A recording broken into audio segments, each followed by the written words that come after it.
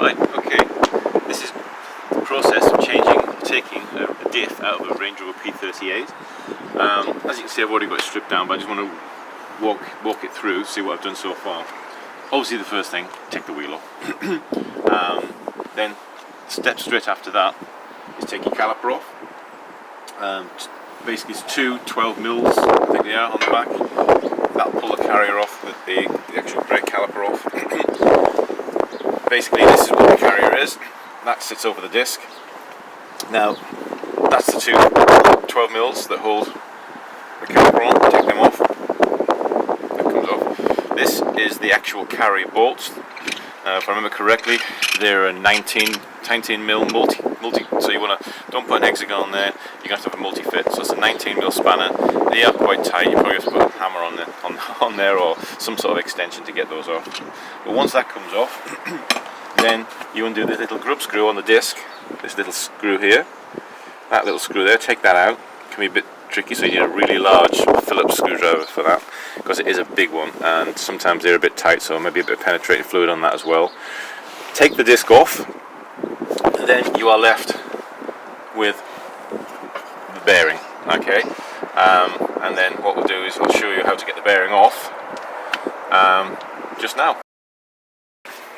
This is your ABS sensor. Now this actually goes inside the wheel carrier. I don't know whether you can see it, but anyway, it goes quite. I'll see if we can get the camera in there, but you can see where that goes in, possibly, in this hole here. There's a hole there that it goes into. Now that might be the bit of a stumbling block to get it out, because sometimes they can be really hard. If they've been in there a while, sometimes they can take a while to get out. But generally, if you just get a pair of mole grips or pliers on the top, gently ease it side to side. Don't rush it, because you can break it and pull the top off. If it's going to come out, it will come out. You can put some penetrating fluid on it to try and get it out. As you can see, these are relatively new. I replaced these when I did the bearings, so I had to replace them because I did damage them. So do be careful. They're not a lot of money, but it's something that you don't really want to be spending out on if you can help it. But anyway, that's a tricky one. Okay, to take the hub off, because you've got to take the hub off. They're already done, but we've got a bolt here, and we've got a bolt here, again already done, and there's two on the other side. They're all the same length, but those are the type of bolts that are coming out. Now there's four of those, one this side, like I said, one there at the top here, and then there's two more on the other side. Now you've got to take those two off to get the wheel bearing off, which will then come straight out with the drive shaft. Okay, so after we've got the bolts out of the hub, then this is where the easy part is. Oh, don't forget your sensor. Your sensor's got to come out as well. That's very important at this point, because the sensor goes through the hub, the bearing hub, the bearing housing, if you want to call it. So yeah, make sure your sensor is out first, because it won't come out unless that's out. So then all you do, literally, you've got your four bolts out. There we go, there's your four bolts. You've got them out, got your bearing. So then literally all you do is just pull it out. No need to take this nut off. A lot of people tend to take this off. There's no point to taking this out, because it all comes out in one piece. So nice and easy, don't have to bother with that, and just pull it straight out. If you can get this section here just past this, then you know it's cleared the diff. There you go, that's where the sensor sits in on the wheel, the ABS sensor. Hence the reason why if you try and pull it out, that's going to be stuck in there and you're going to damage it. So make sure that ABS sensor is out. I can't stress it enough, because you'll damage it. Anyway, so that comes out basically. So when it's like that, you repeat exactly the same on the other side, and then you basically eliminate your diff. Now, next thing is preparing the diff, and I'll show you what we do preparing the diff. Okay, first of all, before you start preparing the diff, is to take this support bar out of your steering. You only need to take one off. It's just a support bar. It just tracks the hubs. So anyway, make sure you take that one out, because if you don't take that one out, you'll not take out. This obviously just sits in the hole there. Take this one out first, just one side. Don't do them both, just one side. Take it out and just move it out of the way, like so. Then you can get to the diff, and I'll show you what we do with the diff next. Yeah. Okay. Right, okay, this is preparation for the diff. The diff is already out, I've already done it. But what you've got to do is, don't forget this bar first because you need to clear the way. You will know, obviously, there is a shaft which comes from here, from the transfer box, and it comes down to the diff. So there's 4 bolts on the diff. Take those 4 bolts off, then that will remove the prop shaft. And the prop shaft just slides off the end of here. Just pull it off gently. Okay, then as you can see on here, on the actual on the axle, you've got 1, 2, 3, 4, 5, 6, 7, 8, 9, 10, 11, 10 or 11 nuts. They're 14 mils. Just take those off, and then she'll be nice and loose. You probably have to break a seal because you need to put some sealer on here, because apparently Range Rover in their wisdom, or Land Rover rather, don't do seals. They just basically use a gasket sealer. So as you can see here inside, you've got your shafts. Those are the shafts that we've got to take out, hence the reason why we've got to pull the shafts out, because they are actually inside the diff. So obviously you pull them out each end, all the bolts are off, and just pull it straight out. And that is how you just remove your diff. It's as simple as that, really. And then, as what I'm doing now is obviously I'm reducing my ratio from 3.56, I think it is, to 4.12, I believe it is. I got those from Ashcroft. All I got was crowns and pinions, but it is quite a complicated setup, so I've got somebody else to do it, so I'm just taking them out and they're going to fit the crown and pinions because they need setting up.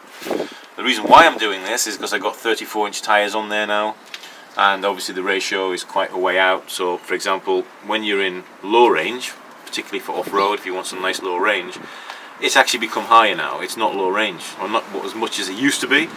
So hence the reason I want to try and get it back to how it was originally at factory. And if I go to 4.1 with 34s, I'm roughly about there. So that's why I want to do it. And I believe it's better on fuel economy because the engine's not going through too much torque, trying to pull the car along, and just things like that really. So there we go. So when you want to do 4.1 conversion or 4.12 conversion, that's what you got to do. And we'll do the back one now, and I'll show you what. That's an easy one apparently. We'll have a look in a sec. All right, catch you up in a minute. Okay, this is what I mean by these little screws that hold the actual disc in. It can be a pain to try and get out. But this little tool is the old impact driver. There you go, it says on there, impact driver. And I rate these a lot. They're not expensive, but they do a really good job, particularly in situations like this. Now, it's probably going to let me down, but all you do literally is you push it in and turn it the way you want to go, and then when you hit it, the force is creating an impact. And I couldn't get that out with a 1/2-inch ratchet, but now, see how easy that was? That could have got really messy really quick if I'd have just used an impact driver with a. It's just so much easier. It's so much easier. It does really well. So there we go. That's how that comes off. A good investment. Quite cheap. I don't know. Not a lot of money, depending. They all vary, but really, really effective. Highly recommend one of those. There's many companies make them, but they're all pretty much the same.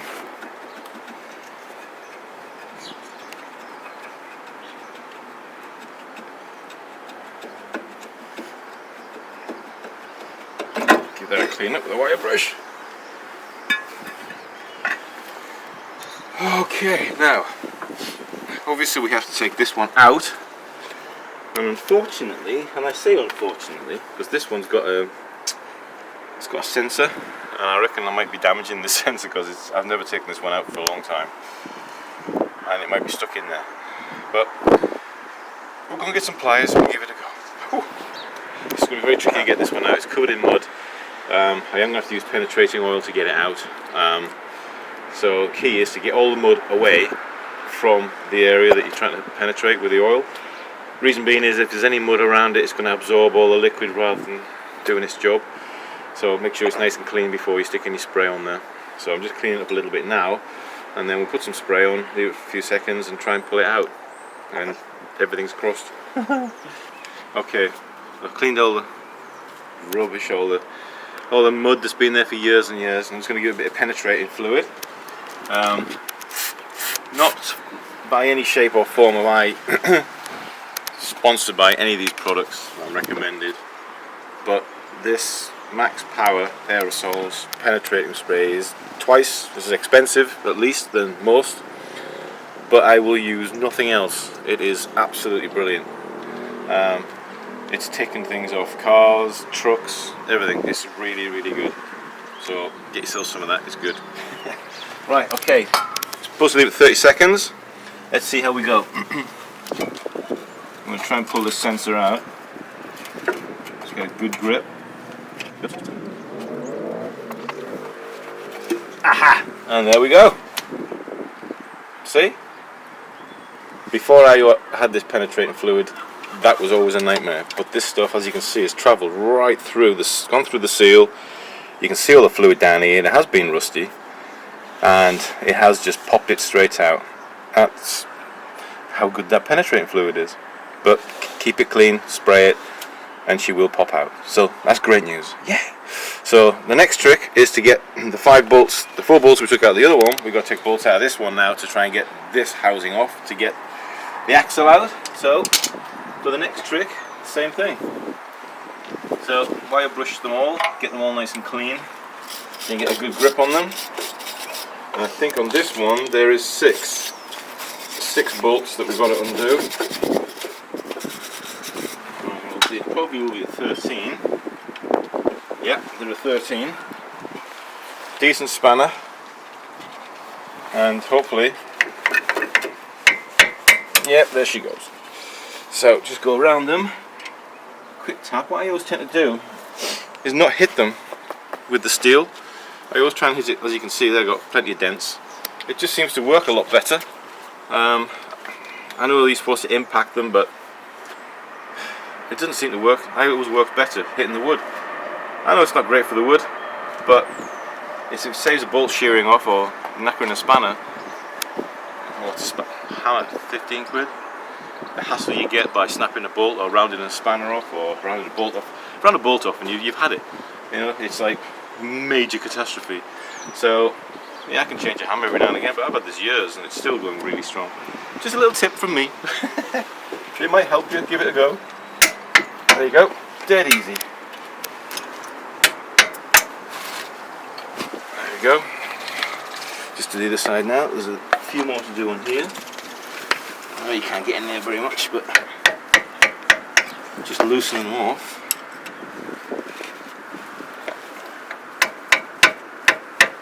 Alright, then I'll go to a 13 mil and take them out.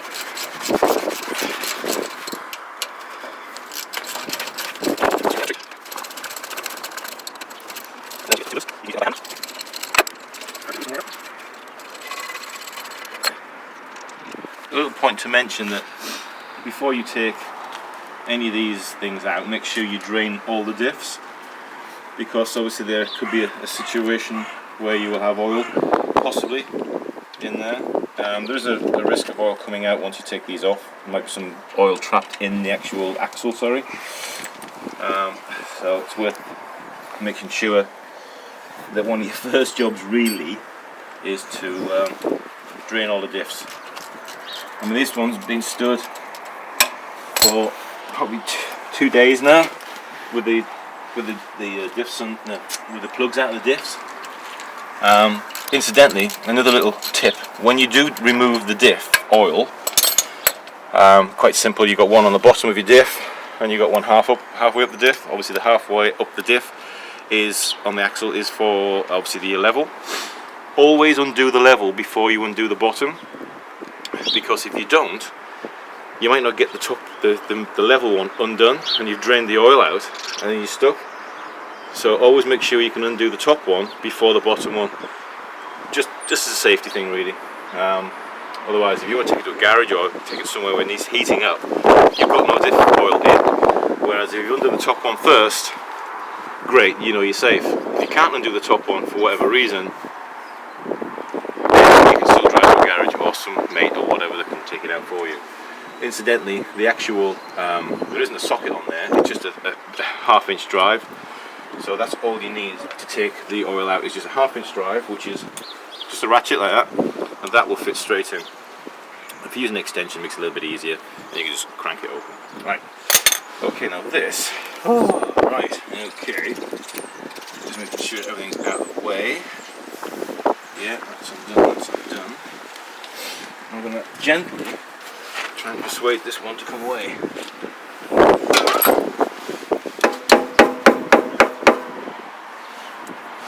Is she going to do that? There we go. And there she's away.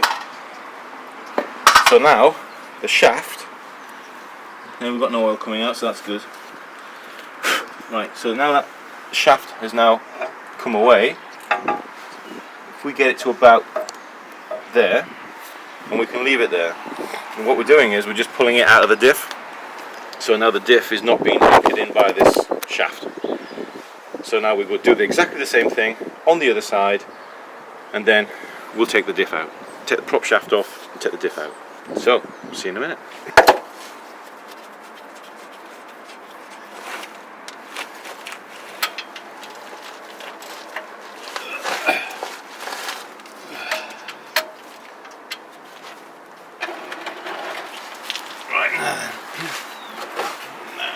Now we're a little bit loose. We've got all the bolts out. We've got 10 or 11 of those little bolts we've taken off the diff now. The shafts are out both sides, as you can see. That one's out, and the other side is out as well. The prop shaft has been taken off, which I don't know whether you can see that from there, but here I've got the prop shaft just taped up out of the way. Taped up, tie wrapped out of the way. Obviously that connects straight onto the end of the diff. So now we've got to pull this one straight out, and they're a bit lumpy to say the least, these things. So anyway, we'll take them out.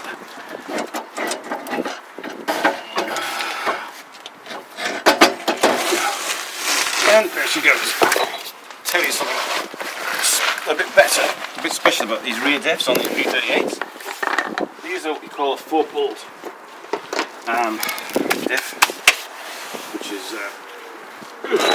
is great. They don't make them anymore, but basically we've got the inside, the actual diff inside here. Normally you just have 2 wheels which rotate inside, but on this particular diff, the rear ones, they have 4 rotating wheels, so it's like a box like this. Normally you just have 2, like one either side. You can't see it unfortunately, but inside there's actually 4. Now what that means in layman's terms is that it's twice as strong. So where I'm getting these rebuilt, there is another one of these available. So what I'm going to do is I'm just going to get this 4 rebuilt, obviously with the 4:1:2 ratio, crown and pinion. This is the crown, by the way, and the pinion is down on the bottom, quite a large one, just down the bottom. Don't know whether you can see it, and that is connected to that, which obviously the drive shaft, or prop shaft rather, spins this down here. That rotates the pinion on there, and this then turns that, if you want, just for those. Jesus, right. Okay, so yeah, that spins, it turns inside the pinion, and then that turns the diff. And each revolution of the crown is 3.56 rotations of this. The new one, with the new crown and pinion, means that this will rotate 4.1 turns for one rotation of that, decreasing my gear ratio. And that's it.